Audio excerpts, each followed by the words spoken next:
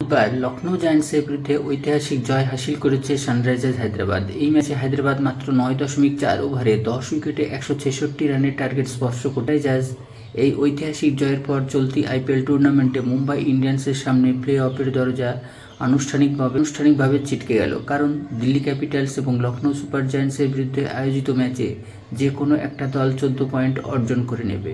অন্যদিকে মুম্বাই ইন্ডিয়ান্স পরের ম্যাচ থেকে সর্বাধিক 12 পয়েন্ট স্পর্শ করতে পারবে, আর সে কারণেই প্লে অফের দৌড় থেকে ছিটকে এই ম্যাচ জিতে সানরাইজার্স হায়দ্রাবাদ 14 পয়েন্ট সংগ্রহ করেছে এবং তালিকায় তৃতীয় স্থানে উঠে এসেছে। চেন্নাই সুপার কিংস যদি বাকি 3টে ম্যাচের মধ্যে একটাতেও জয়লাভ করে তাহলে ছিটকে যাবে মুম্বাই ইন্ডিয়ান্স। তবে মুম্বাই ইন্ডিয়ান্সের মাথায় এই বিপদের খাড়া অনেকদিন ধরেই ঝুলছিল। বুধবার সানরাইজার্স হায়দ্রাবাদের বিরুদ্ধে জয়ের পর ছবিটা আরও স্পষ্ট হয়ে গেল।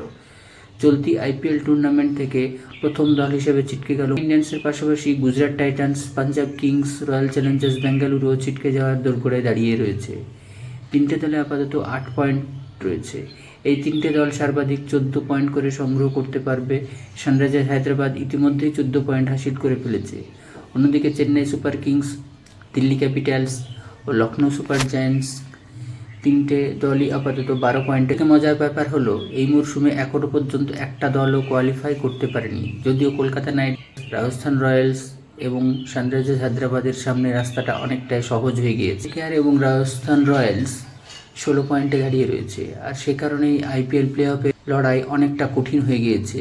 কোন 4টে দল শেষ পর্যন্ত কোয়ালিফাই করতে পারে সেটাই দেখার।